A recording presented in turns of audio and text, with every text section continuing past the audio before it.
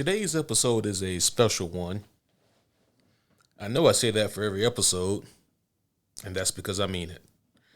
But today's episode is special because we're doing a two for one.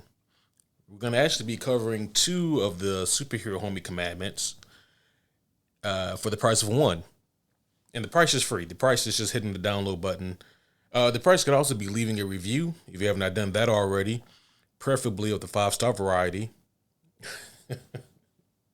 And that's because these two rules today, they really go hand in hand, and they're both pretty straight to the point and brief. So I figure why not just combine them into one episode? Now, the interesting thing about the homie commandments that I've realized is that it seems like every time I'm getting ready to review like the next commandment, something happens in superhero nerd media that coincides directly with the commandment that I'm going to talk about. And yeah, I don't know. It's very kismet of the universe to do this for me. I don't know. Hopefully you guys are doing well. I myself cannot complain. I mean, I could, but that'd be a hell of an episode. I don't know exactly how that would go. In terms of a little bit of housekeeping here up front, there's quite a few episodes in the pipeline, and honestly, at this point, it's all about finding the time to sit down with the homies and just to knock them out and get them done.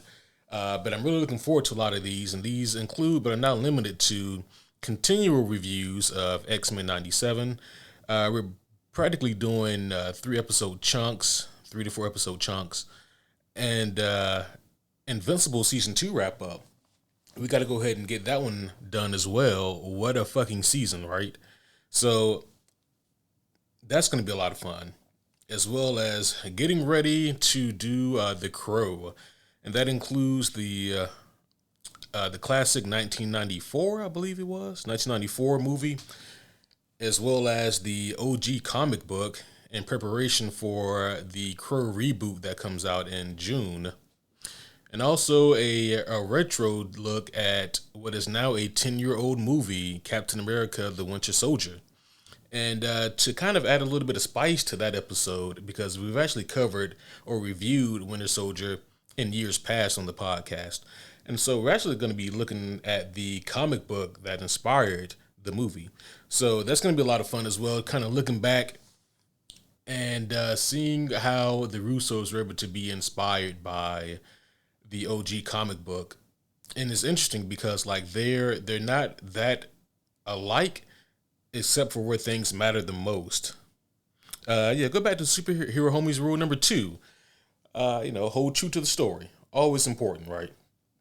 So for tonight's cold open, I wanted to talk briefly here about something that I think ties pretty closely into the main event, into the homie commandments. I want to talk about this recent casting reveal that has caused a little bit of uproar for the Silver Surfer in the Fantastic Four movie. I believe Julia Garner is the young lady's name who will be playing Shala Ball, the alternative universe version of the Silver Surfer, Norrin Rad. So here's the thing, right? Whenever something like this happens, there's always two camps of people. There are typically one camp of people who are fueled by blind rage and fury and are against it because this shit is not what we're used to. This is not what we want. And a lot of those people are admittedly a little bit ignorant in terms of like they're not really familiar with where the movies are kind of going with certain things like this. And then there's the other camp of people who think they're taking the high road by saying things like, you guys don't understand what's going on, give it a chance, I can't wait for this to be great, blah, blah, blah. I think both camps are actually being really uh, they're both being dickheads about things like this, and there's not a whole lot of nuanced thought going into this. Imagine that, right? The internet not having a whole lot of nuanced thoughts or opinions on things. It's either you hate it or you're all for it and you can't wait. That's kind of the internet, right? Um, so, admittedly, I stand more in camp one with this, and I'll get into that in just a moment here. But the thing of it is, for those of you who do not know, this version of Silver Surfer does have a comic book basis. And I'm going to get into that just a little bit here because, listen, I won't pretend to be like the biggest Shala Ball fan. Then again, she's not in enough comics for anyone to pretend that they are a huge fan of Shala Ball.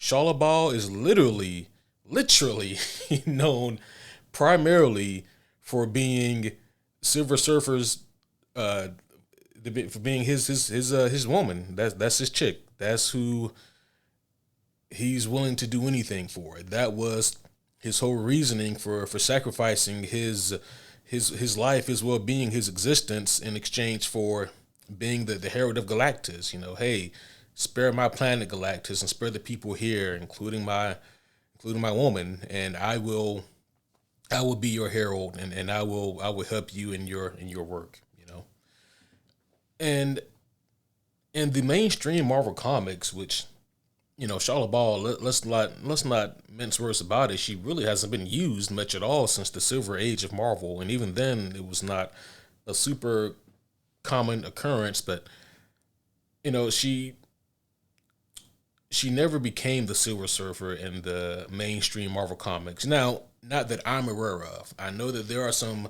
super hardcore comic historians that can make me blush, and maybe they know a lot more shit than I do. That's an extreme possibility because there's a whole lot that I don't know. But what I do know about this character is that with her, with the arcs that she was a part of back in the old school days of Marvel, none of it involved her becoming the Silver Surfer.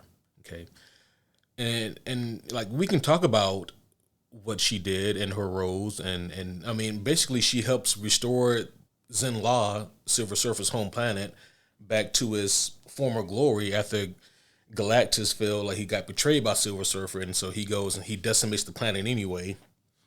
But that's not really the point here, right? Like, you guys probably want to know more about her as the Silver Surfer, and that takes me to a story where I know her best from, and even though it's not really a whole lot there, but I'm sure that a lot of you guys who are long time comic readers, you probably know her best from this story too. It is called Earth X, a very famous, very well known Marvel story created by Jim Kruger and Alex Ross. It's a tremendous story. I've really enjoyed it. It's probably been a solid 8 years for me since I've read it. And I'm not gonna go too in depth on it here because A, like I said, it's been about 7 or 8 years since I've read it, and B, I think it's certainly good enough to put it in the docket to review later on down the line. It is a really solid Marvel story. I think it's one of their mainstay books, in my opinion. I think it's great. To me, it's kind of like a combination of Marvels, which is for me like top five Marvel comic books of all time. Not to be confused with that shitty movie that came out a few months ago. And it's a combination of that and a combination of Kingdom Come. Ironically enough, Alex Ross also helped draw Kingdom Come as well. Kingdom Come is a story that Kevin and I reviewed on the podcast a couple years ago.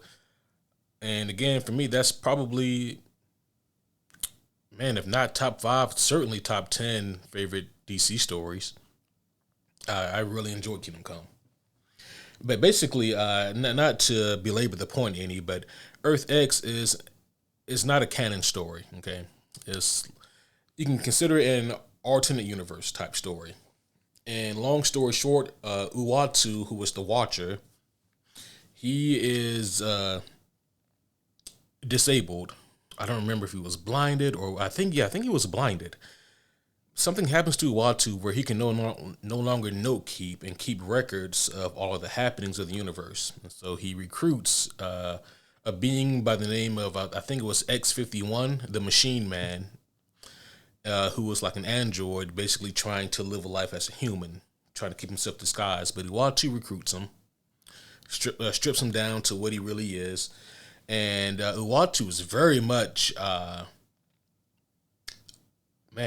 he doesn't really mince words, and he's very straight to the point in his personality. There's not a whole lot of charm or charisma there for Uatu. He's very much straight to the point, and doesn't really care about if he hurts your feelings or not when he says shit. But Uatu, he recruits X-51, and I need to look that up to make sure I'm not lying here. I'm pretty sure it's X-51. Anyways, he recruits X-51, and the role of X-51 is to now note keep for the happenings and ongoings of the universe, to take Uatu's place. And Uatu is guiding him along the way and teaching him how to do this job. And we, as the readers, get to see the happenings and unfoldings of this universe. And it is a very fascinating book. Honestly, I can't wait to reread it and to review it sometime down the line. But one of the many, many things that happens in this book is Franklin Richards, who in this story becomes Galactus. He actually bestows the power cosmic. That's the power that he gave to Norrin Radd, the Silver Surfer. He also bestows that power onto Shala Bal, Norrin Radd's woman, girlfriend, side chick, main bitch. You guys get the point. And then that is when we see her also become the Silver Surfer. And again, to my knowledge, this is the only time, the only place, the only moment where we see this happen. And she's killed later on in the story. Spoiler alert, but I guess that's neither here nor there. Or maybe there's a point to that. Maybe they're going to lean into that in this upcoming Fantastic Four movie. The reason why I lean into Camp One, the camp that is more, I'm not going to say that I'm like angry. I'm like a jilted parent at this point. I'm not angry, Marvel. I'm just disappointed. So you say that you're going to give us Silver Surfer, and we're all excited because Silver Surfer is a great character. I mean, my goodness, I've talked about a couple of his more famous stories on this podcast, Silver Surfer Requiem, which I think is just a fantastic tearjerker of a story, and then Silver Surfer Black, which is, I think, equally as potent. I thoroughly love those stories, and he's got more, But anyways, I'm more disappointed in Marvel in the MCU because they say they're going to give us the Silver Surfer, and they've got to know that we as the fans, the comic book readers, we really want to see a loyal adaptation of Norrin Radd, because that that Fantastic Four movie that came out back in '07, that sequel to the 2004 Fantastic Four movie, it just wasn't good. Putting it lightly, man. Like it just wasn't. It wasn't a great story. It wasn't a great movie, and it really wasn't a great representation of Silver Surfer. He was more of a kind of an emotionless husk. He did like a few cool things in there, but he was so powerful that they had to give him a weakness. If you separate him from his board, then he's all but helpless. That's not true. So, but instead of giving us a loyal and faithful adaptation of Norrin Radd, which is what we were hoping for, instead they want to give us Shala Bal. And the only thing I can think of for this is that, are they trying to maybe imply that there's a little bit of Earth X going on here? Are they going to kill this character off? And if so, to what purpose? The problem is this, right? Even if that is their plan, and even if they do plan on saying that the Fantastic Four movie takes place in an alternate universe, and that they're going to come to the 616 MCU universe. The problem is then, even if they do give us Norrin Radd, the Silver Surfer, at a later point, he's now diluted because we've seen the Silver Surfer, even if it wasn't the Silver Surfer. To me, it kind of just dilutes the Silver Surfer. It doesn't. He's not going to feel as special as he should if he even ever makes his big on-screen appearance. Them digging into the crevices, finding anything, seemingly any reason they can to not use Norrin Radd, to me is just baffling. I don't get it. I truly don't. And I think that is going to be something of a Sandman TV show type deal. Whereas in the Netflix Sandman TV show, I mentioned this before, but instead of using John Constantine, there was some legal reasoning why they couldn't use John. And so instead they used Joanna Constantine, which just like Shala Ball, Joanna Constantine is in the comic books. And I mentioned that. The problem is this: Joanna Constantine was an ancestor of John, who has her own personalities, her own story, and her own deal. But instead of using Joanna Constantine properly, instead they just made her a gender bent version of John. Like she was the exact same character as John, except female. And so again, it just felt cheapened. And I think that that's exactly what the MCU was going to do with the Silver Surfer. I don't think they're going to do anything to make Shala Ball separate, different, indistinguishable from Norrin Radd. I think that she's going to just be the female version of Norrin. And I mean, so I can't really say that I have a whole lot of faith in this movie. The MCU hasn't done enough to earn my good graces. And for people who say, well, give it a chance, I've done that. I have given them a chance with Taskmaster. They let me down the most with that. I've given them a chance with the Eternals. They have severely let me down with that. I've given them a chance with Marvel, one of my favorites, and they, again, could not have let me down anymore. Hell, I even gave them a chance with Ghost, a D-list Iron Man villain who they repurposed and put into an Ant-Man sequel. Most of you don't even remember that character. So my point is this: I've given the MCU chance and chance and chance and chance again with their quote-unquote changes to some of these characters, and they are never for the better. Unless James Gunn is involved, direct, blatant changes to characters are never good in the MCU. Never. And I will stand by that. And who knows, maybe this Silver Surfer appearance will prove me wrong. Maybe this Fantastic Four movie will prove me wrong. But as it stands, this has greatly diminished my hype and excitement for the Fantastic Four movie.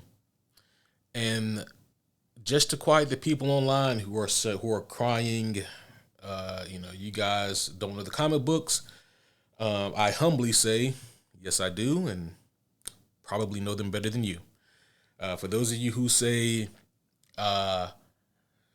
you guys are just being sexist, you're mad that it's not a woman. I mean, you're mad that it's a woman and not they're not using the male counterpart. To that, I say that's also not true. I am upset that, and I think I speak for most of the fan base out there when I say we're upset that we're simply not getting the Silver Surfer that we've read for ages on the comic book pages. We just want to see Norrin Radd do his thing, be awesome, and tell part of his incredible story. And again, maybe the MCU is doing some long-term story planning here. I doubt it.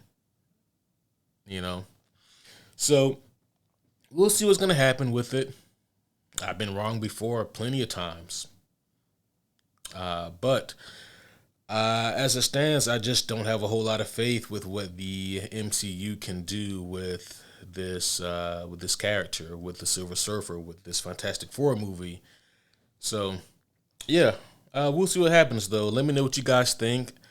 And again, as always, if you guys have any kind of questions, comments, skills, threats, food, supplies, whatever, you guys can hit me up at superherohomies@gmail.com or any of the social media outlets. Believe it or not, I am like Uwatu himself. I am always active, live, and listening.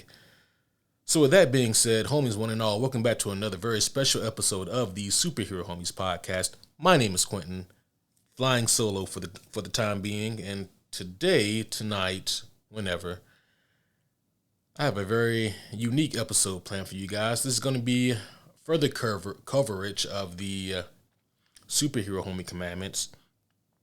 But tonight, I am discussing Commandments 3 and 4 in tandem.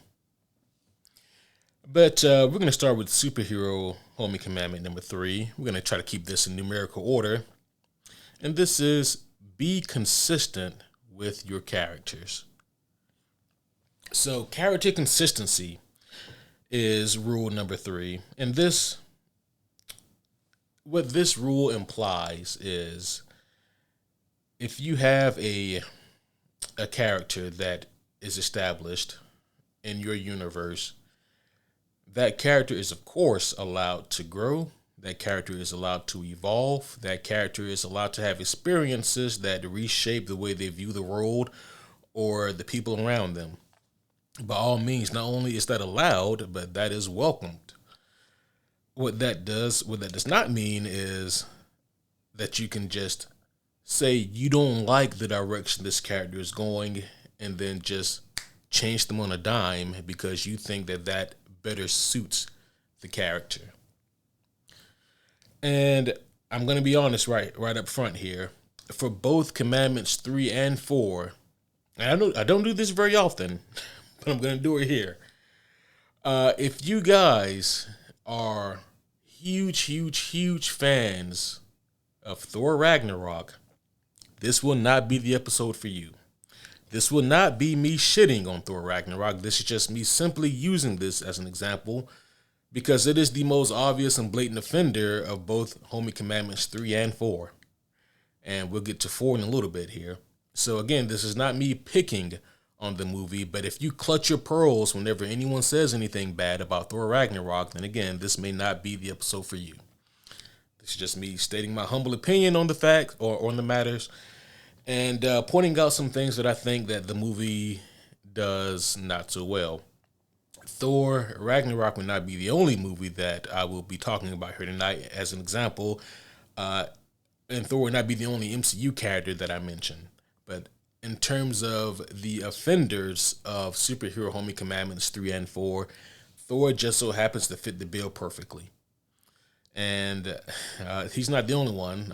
Loki is also an offender as well. Something about those Asgardians, man. They just can't get it together. They started off as two of my favorites in the MCU. And by the time it was all said and done, I couldn't stand to see either of them. But again, this isn't me here to just shit on them. This is me to provide examples and evidence of how they are offenders of these two commandments. So, getting back into it. Character consistency. We can look at Thor Odinson. We see him in Thor 1, and he actually has a really cool arc and story being told there. They take what could have and honestly should have been a very convoluted comic book history, and while the movie isn't perfect, I think it's a really solid film, Thor 1, and they do a really great job of condensing a lot of that lore and history into something that is palatable and consumable for the audience. And so instead of getting all of the rigmarole from the Jack Kirby era of Thor, instead what we get is something that really does a great job of just condensing all of that convolutedness down into something that we can all kind of understand. And so we see Thor, he is super brass, he's arrogant, he is a little big-headed, but I mean, hell, he's still technically worthy at this point to wield Mjolnir. He has Mjolnir at the start of this movie. And, you know, he's a he's he's living life on the hog basically. But because of his arrogance and his a little bit of his carelessness, Odin wants to teach him a lesson, and so he brings Thor down low, literally and metaphorically. Thor is cast down to Midgard, aka Earth, to learn a lesson in humility. And Thor is stripped from his powers. He's separated from his hammer Mjolnir, and he is forced to find. Well, he has to find his hammer because he's thinking as soon as he finds Mjolnir again, he'll be able to restore his powers once more and prove to his new group of friends that he is who he says he is and that he's not just some crazy guy. What I also really like about Thor 1 is that they combine elements of Jack Kirby's run on Thor and that era of Donald Blake, who was the alter ego of Thor on Earth when he was a disabled scientist. They who also happened to not remember who he was. So they have the identity of Donald Blake, right? They take that, but they also really heavily use the Ultimate Comics version of Thor, and I really love this version of Thor. And as a matter of fact, I implore all of you, if you have the opportunity, to read the Ultimates. I've always said if you like Phase One of the MCU, you have got to read the Ultimates, and I think that the MCU was heavily influenced by that book, and it is it's like reading a movie actually. If you guys ever get the chance to read the Ultimates, that's when we first see the Sam Jackson version of Nick Fury. That's where we see the first for a lot of things, you know. While some of it, while the book in a way does kind of date itself, it feels very early 2000s. If you can get around that, there is nothing but a phenomenal book to be had there. And I mean, I couldn't. I was over the moon with that book. I loved it when I was a kid, and I read it again just a few short years ago and loved it then. So yeah, definitely check out the Ultimates. But the version of the of Thor in the Ultimates comic book is that of one who is a crazy man who claims to be Thor. And he is saying that, I promise you, I am who I say I am. I am the son of Odin and whatnot. And he's got the whole get up going on, and he's got his hammer, and he's just going around and I mean, by all accounts, hell, maybe he is. Shit, this guy's got superpowers and shit, right? But it's later revealed that no, wait a minute, this guy that big belt that he wears, that belt of strength, which is again a throwback to the old school classic comics. That belt of strength is really what gives him his strength. He's just an ordinary guy, and then that hammer as well. That isn't magic. That's a piece of technology that he has there. And so we go through this whole arc with this character where even we as the readers, we're trying to figure out, so is this guy really Thor, the son of Odin, or because this is a different universe than the mainstream Marvel comics, is this just a crazy guy who thinks he's Thor because he has this belt and this hammer that gives him special powers, you know? So it's a really cool thing there. And the movie Thor 1, it really leans heavily into that arc of comic books. But as the movie goes on, Thor, he does eventually realize that it's not just a matter of him getting to Mjolnir, he still can't lift it. And along the way, he has to learn a lesson in humility. And when he does, then he is found worthy again to wield Mjolnir and to once again be restored to his former self. And then, this when we get like the big fight scene at the end.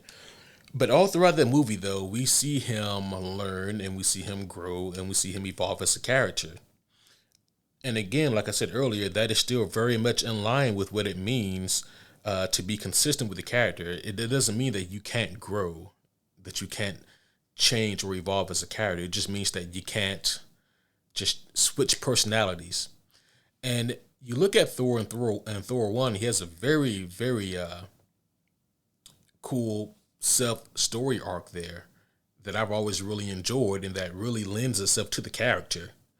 You look at Thor in Avengers 1, and none of the characters really have a story arc per se. It's not about that.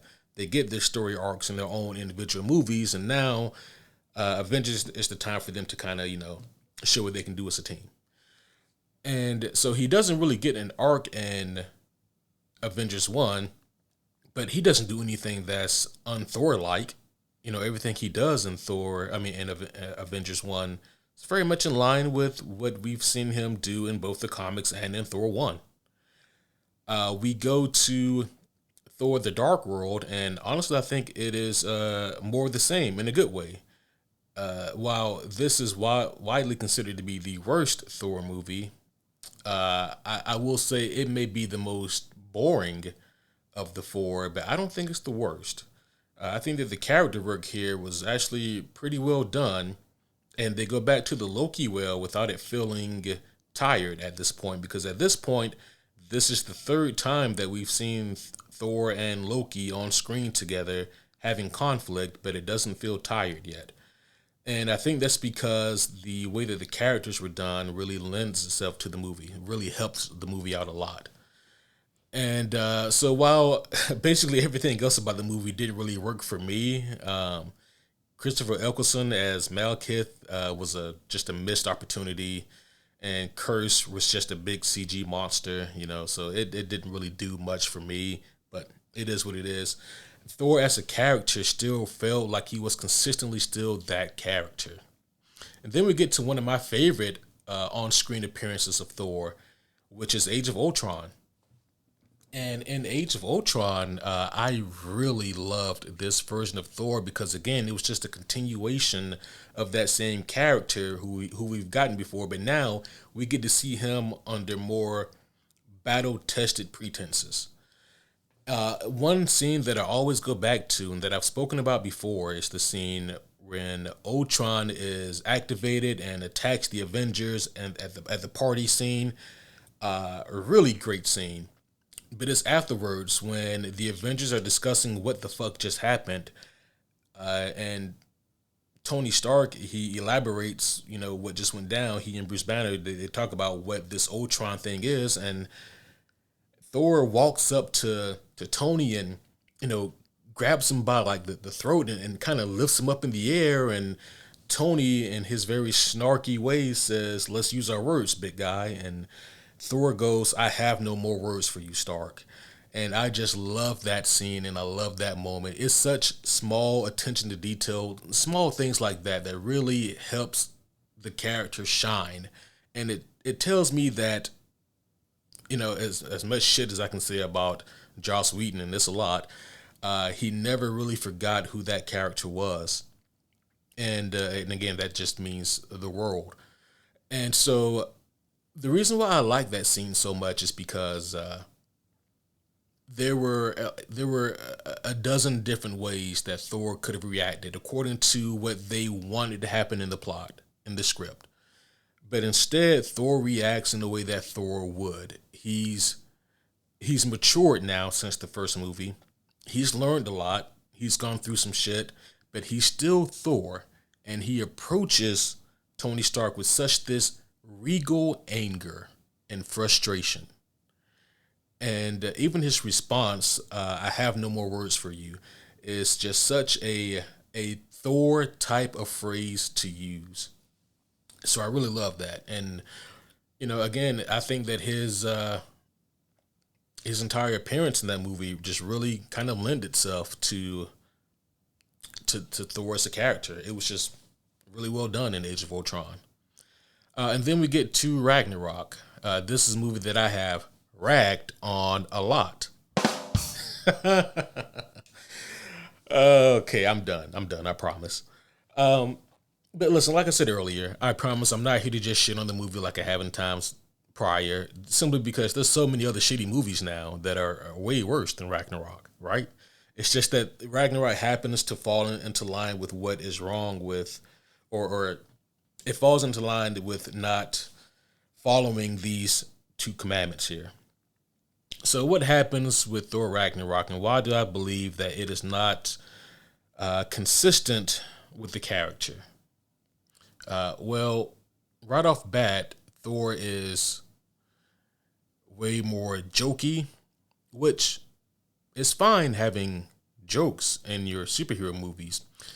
But as soon as your movie relies on jokes to get over, it tells me that either your story is weak or you don't really know how to write a story concerning the characters. You just know how to write the story that you want despite the characters.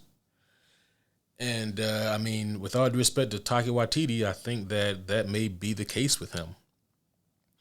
But it's not just the fact that he's jokey, right? That is the problem. And again, there's nothing wrong with having jokes in your superhero movies. Like there needs to be a level of levity in these movies.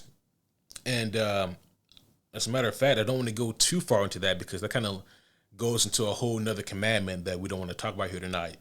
But it's the fact that Thor is now dumb.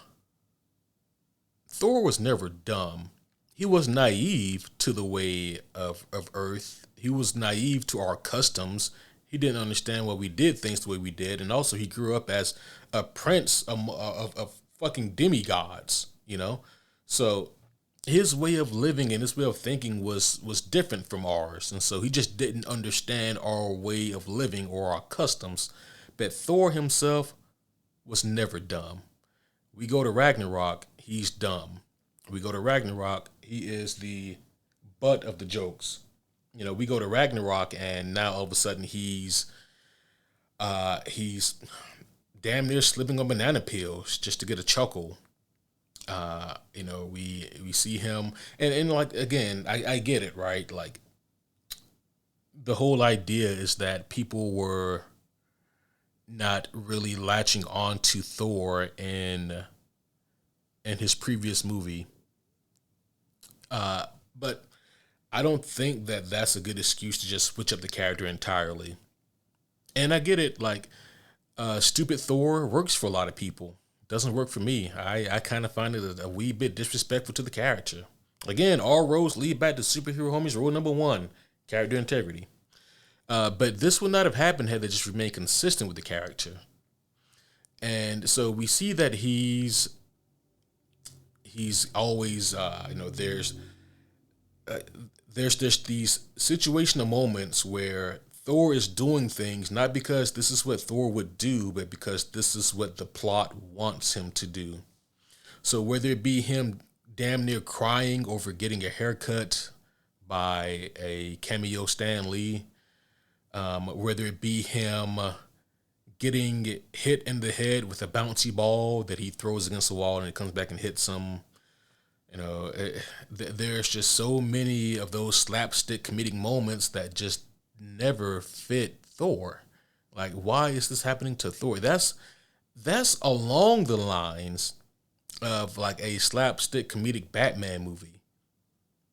Like, that's like us going back to Batman 66 with Adam West, you know?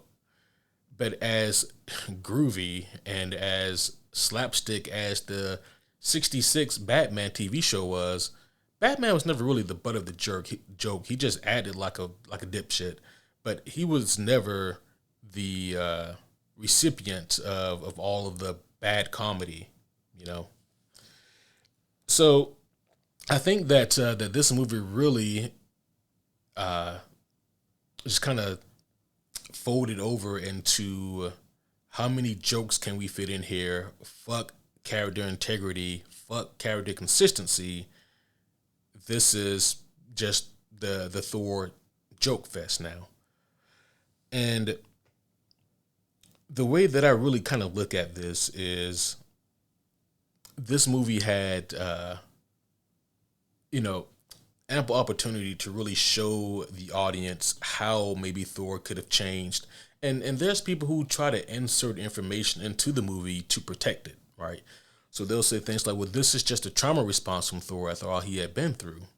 I'm like, no, you can choose to believe that if you wish, but there's nothing that happens that really tells us that even makes sense.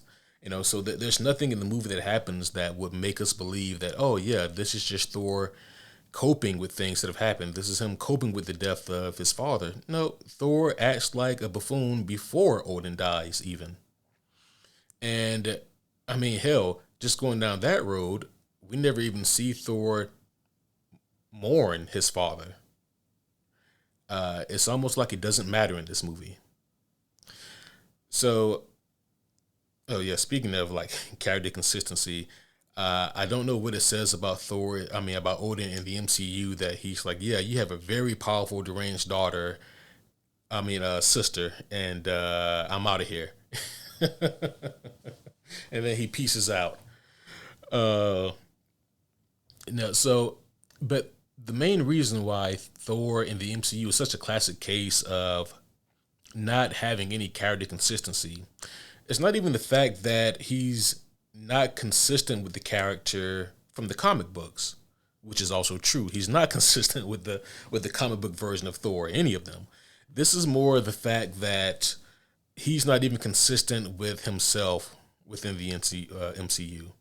This version of Thor doesn't even keep track with Thor and Thor 1, Avengers 1, Thor 2, or Age of Ultron. Like, this is just a completely different Thor.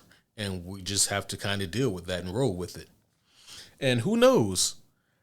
Say what you will about this next comment. Don't care.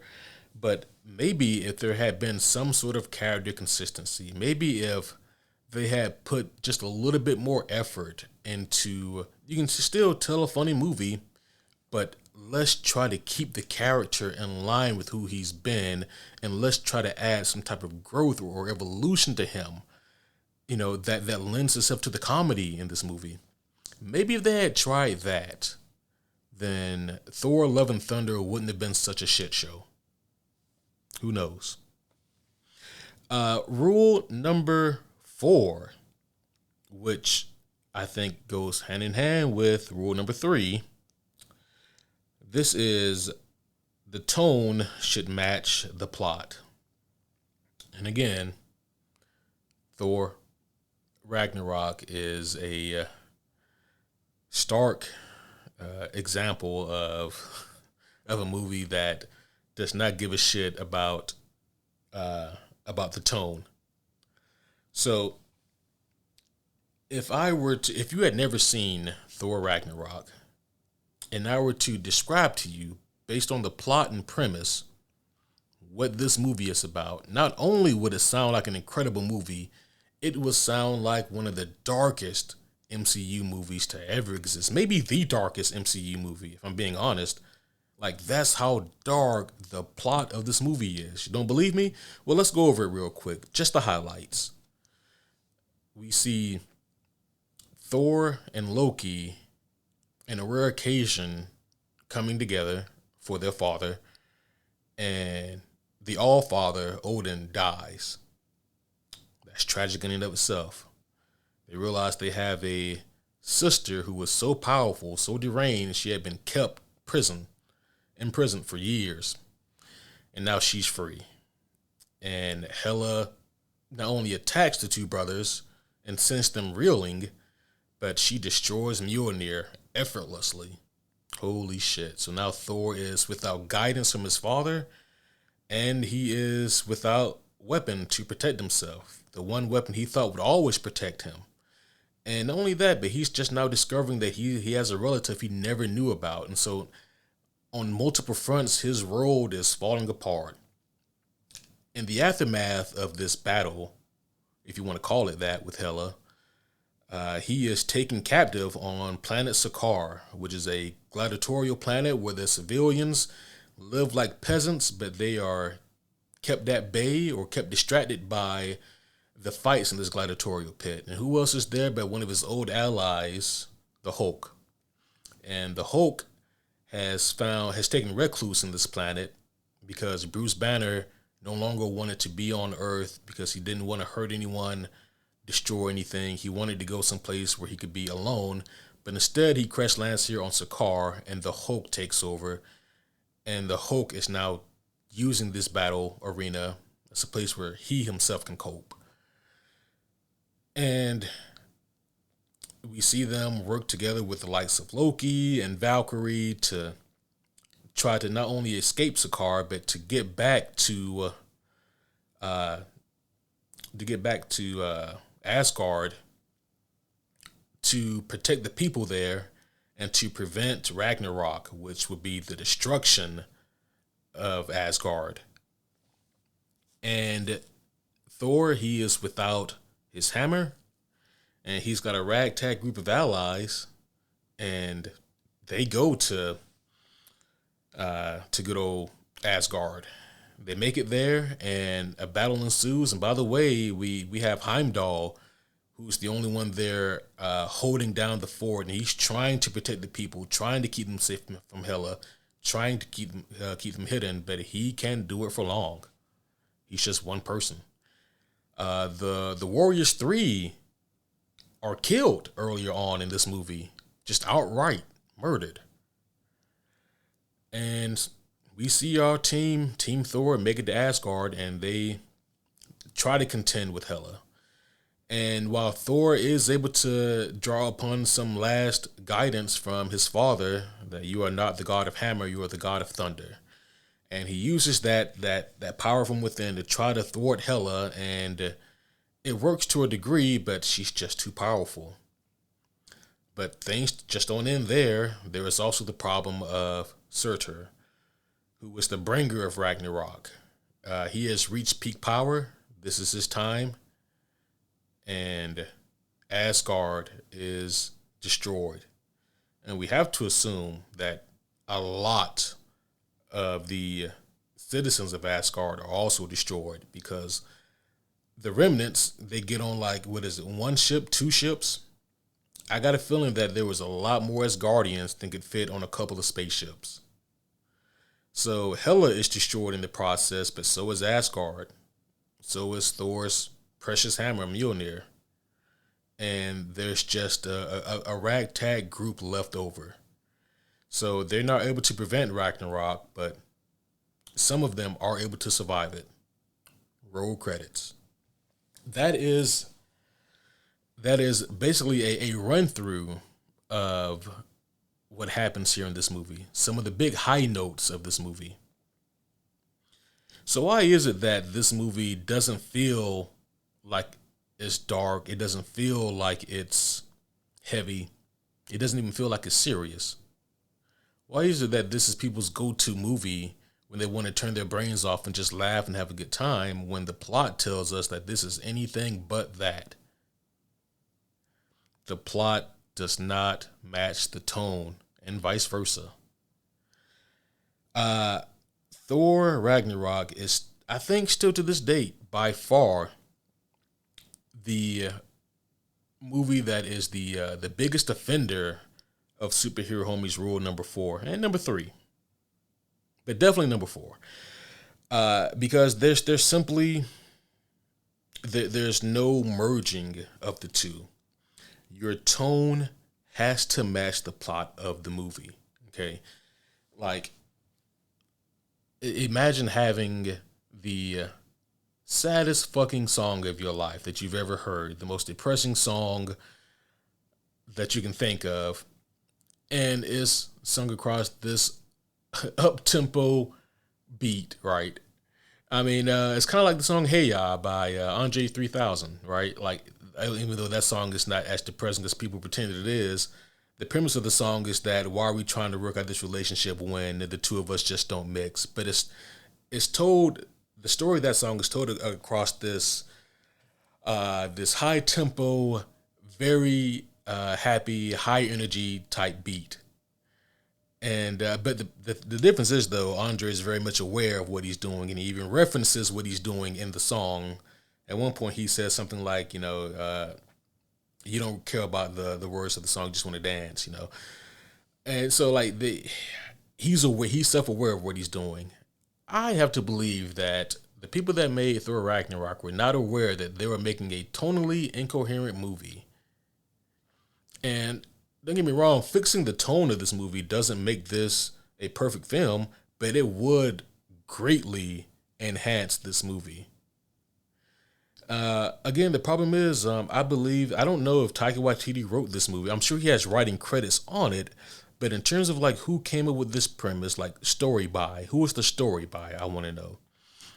Chances are it isn't Taika Waititi because I feel like the story he received, he said, yeah, well, we can use some of this, but we're going to have to change some things to tell the story that I want to tell. And then he proceeded to do so. So, yeah, I don't think that this movie does a good job at all of matching the tone with the plot. As a matter of fact, I think it does an awful job at it. Yeah, so that is Superhero Homie Commandments numbers 3 and 4. Be consistent with your characters. Again, your characters can grow, they can evolve, they can learn from life experiences and be changed by it, but that does not mean that they can just change on a dime because you want to tell a different story. And rule number 4 is your tone should always match your plot. So if you want to tell a fun story that is full of laughs and has happy moments in it, that's fine, but make sure that the tone of the movie matches the story that you're writing. So let's give a few more examples of these commandments before we get out of here. So in terms of being consistent with your characters, sticking within the veins of the MCU, I mean, look no further than Tony Stark and Steve Rogers. Those characters are not the same characters in Endgame as they were in their first appearances, but at their basis, who they are, those characters are still definitely the same. You look at how much they both changed in their first movies, look at their arcs in the beginning, and then look at them at the end, and it's like that is an understandable and reasonable resolution to those characters. And I can see how they got from A to B to C to the end. It all tracks, it all makes sense. They've all gone through so much. But at the end of the day, they are just evolved versions of who they were when they started their journeys. And that's why they're the two most beloved Avengers, because the most attention to detail was given to them. They went through so much, but along the way, they never lost who they were. And you got to love that about those two characters. In terms of rule number 4, tone matching the plot, let's look at Guardians Volume 3. I think we can all agree that Guardians of the Galaxy Volumes 1 and 2 were very much happy, jovial movies. And I think that for the most part, especially with Volume 1, yeah, it definitely knocked it out of the park. And it definitely matched. Like when the time called for moments to be more serious, then the tone would lower to match the plot. But when you look at Volume 3, this is not a happy, funny, jovial movie. This is a heavy movie. This is a movie that caught people off guard because they were expecting to go in and turn their brains off and laugh and have a good ha-ha time. But instead, they got a movie about trauma and coping with that trauma and losing loved ones. And I mean, it's a lot. But James Gunn, he showed that he's more than capable of just putting out funny movies. He shows that he's very much aware of that tone and plot relationship and that there should be a marriage between those two. And you can tell because if James Gunn had kept the same tone from Guardians 1 or 2 and applied that to Guardians 3, then the movie wouldn't be half as good as what it is. But because he understood that the tone needs to change to tell the story that he wants to tell, the movie is so much better for it. So those are just a few examples of characters and movies done well to adhere to these 2 commandments. And, you know, like I said in an earlier episode, these commandments aren't just for movies. These are also for comic books as well. And trust me, there's a lot of comic books out there that want to just change characters completely, that just don't know how to tell a cohesive story that has a tone that is always in line with the plot. There's plenty out there. But I figured for this episode, it'd be easier just to stick to movies that people know and a lot of people love. So I thought that this would just be a, kind of a funner than Ragnarok was for me to watch. Okay, that's the only time I'm gonna actively take a dig at the movie. All right, but we're here at the end now. We're at the end of the episode. Congratulations, you guys made it. I know that a lot of you love Ragnarok. Thank you for sticking around and for not turning it off the moment you heard I was going to be speaking negatively about your beloved Ragnarok. So thanks for that. But hopefully you guys enjoyed this episode, though. I know I certainly had a blast with this one. Again, by the time you guys hear this, there may or may not be a review up for a movie called Cool World. I'm actually recording this before me and the other homies get together to watch and review that movie. Apparently, it's a movie with Brad Pitt. We're doing this thing now where once a month, one of the homies gets to choose a movie that is 25 years old or older. And we, as the rest of the homies, we all get together and we're gonna watch the movie and then we're going to review it.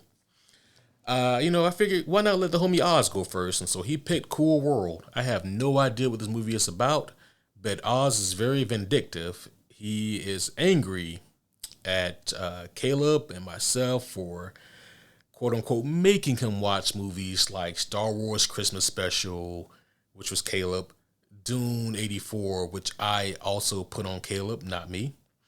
Howard the Duck and Captain America 1990. Who knows who made him watch those movies, right? The point is, Oz is being vindictive. This was not supposed to be a thing where we make each other suffer through horrendous movies. This is supposed to be a fun thing for us to do, to look at movies of past and to reminisce on them. But instead, here we are. We'll see how that goes. Some of you may probably listen to that review before you get a chance to hear this one. So we'll see what happens. But anyways, that's enough for now. Homies, thank you guys again for listening again. I can't thank you guys enough. Again, if you haven't done so, please go ahead and leave a review for the podcast. That really does help me out a lot. It helps more people see the podcast. It helps with visibility. And it lets me know what you guys like, but also to give me a further view into what you guys like and want to hear on the podcast, please feel free to hit me up at superherohomies@gmail.com or any of the social media outlets. That always really helps as well. So that is all for now, but thank you guys again. I will see you again here really soon. But until then, my name is Superhero Homie Q, signing off.